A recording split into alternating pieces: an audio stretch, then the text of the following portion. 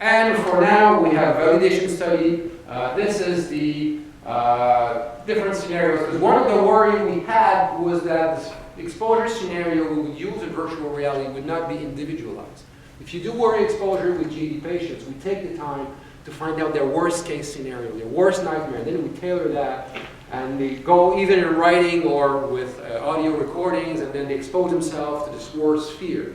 But it's always really specific to their own fear. How can we tackle that in general item? And what you have is, this is skin conductance. You've got, we have our right here, Spielberger, negative affect, positive affect, and then you have the standardized, the VR stimuli, or the standardized worst case scenario stimuli. And we have a significant increase in anxiety, and an increase in negative affect, and reduction in positive affect in all conditions. So even if we use something very standardized or individualized, or if we use the virtual scenario, which are quite generic, some we have only 3, we were able to elicit anxiety in all these patients as well. So we were happy to say that we got, I think we nailed some environments that could be used for exposure.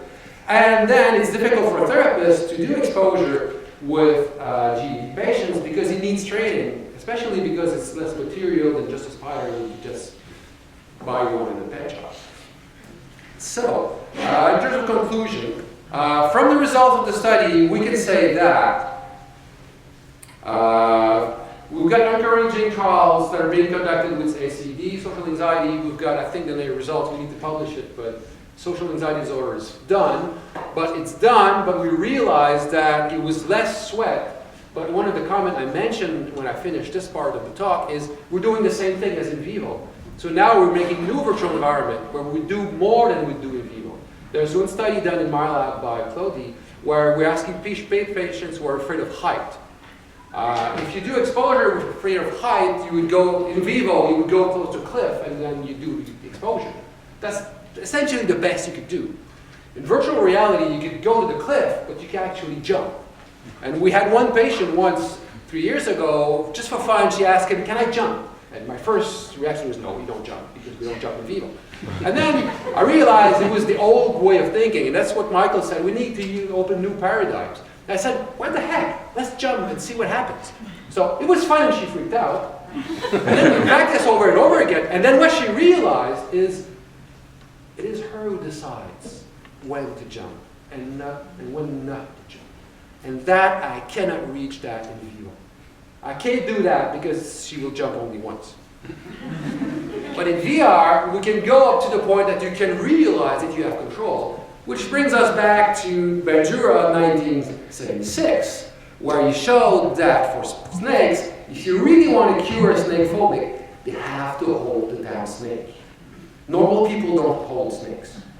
But phobics have a different way of perceiving snakes that normal people don't. So if you really want to break the association with perceived threat and really build the confidence of the new association with lack of threat and perceived safety, you need to do more. So we're now developing VR environments. We're actually pushing the envelope where you can swear at the waitress at the restaurant. You can actually drag and cruise a waitress. You can say things you would not dare do in vivo to realize in virtual reality that you can try things that you cannot do in vivo. VR is moving from simple anxiety disorders to complex cases. Happily for therapists, we're now moving to the real thing. There's a few studies done in the States for PTSD. We're running a study now in the lab. We're starting a study with rape victims. We're actually getting in this bar where you're getting raped. Essentially, it takes a while, and we follow the exposure principle, but you can get in touch with some of the feelings that we would not dare do. And VR environments are now for children as well. There's a lack of virtual environments for children. Actually, there's nothing. We apply the ones for adults and children, but once we developed that, then Miller was involved, and some other people in Montreal were involved, these Turgeon, and tried to get a flavor of children in all these environments. Clinical application. VR exploit the automatic association between the stimuli and perceived threat, or disgust in terms of specific phobias, which allow imperfect stimuli to be effective. It is fascinating to realize that people react to virtual stimuli because it's fake, it's virtual. Why would you care about a virtual stove that is virtual if you're a checker? You don't care because you just turn the computer off. But now, if you think like that, you're thinking like a prefrontal. And our patients are not thinking with their prefrontal, they're thinking with their limbic system. Are actually not thinking, they're reacting. And emotions are not logical by definition. If you don't believe me, look at all the classic Star Trek movies and Spock. Emotions are not logical. So let's not think logically. Let's think with our emotions. And the emotions don't need a lot of details to be triggered. And I'll let both of you later on talk to that tomorrow much. So even virtual stimuli are not perfect. If they have the right cues to target the emotions, the emotion reaction starts, and it works as well.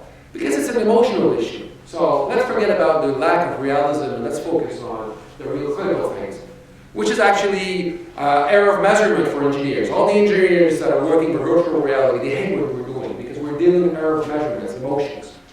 But actually, this is where we actually exploit it. Almost final thoughts. Documentations. I think now researchers should document the advantage of using VR. It is as effective, fine. Scientifically, it's interesting. Clinically, we should now show that it is more advantageous, or using measures like the sweat, and show that there are advantages because it's less cumbersome for therapists. It's less expensive for institutions and hospitals. And we need to design research protocols that exploit VR to its fullest. We need to stop doing the same thing, using VR to do the same thing in vivo. We need to break the barrier, push the envelope, and do things we cannot do in vivo with virtual reality. Then we'll be able to get an edge where a treatment might, I hope, it might be more effective. And it goes back to what Michael was saying this morning, we need new paradigm, new shift in paradigm. So there's more tomorrow on the student forum. My time is over. 32 minutes, yep. And this is the slide with the people in the lab. And if you want my email address, it's right up here. Thank you very much.